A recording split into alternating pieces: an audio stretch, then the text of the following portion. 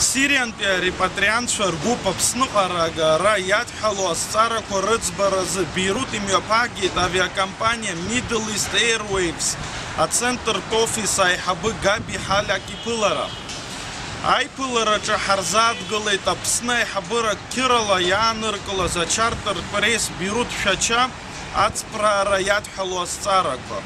Дамаск иҟоу Урыстәылатәи афедерациа ацҳаражәҳәарҭеи, Сириа иҟоу Аԥсны адәныҟатәи аусқәа рминистр ахаҭарнак Иасер Маани ҳареи иааԥмырҟьаӡакәа аимадара ҳабжьоуп, аиҿцәажәарақәа мҩаԥаҳгоит. Дамаск, Кунеитра, Алеппо рҟынтәи ҩынҩажәаҩба ҭаацәара зынӡа ҩынҩажәаҩ-жәохәҩык ҳашьцәа рҭоурых-ԥсадгьыл ахь раара разырхиаразы аусура цоит. Аԥсны аиҳабыра иааныркылаз аҳаирплан Бейрутынтәи иҵԥраауеит уаҵәы ахәылбыҽха.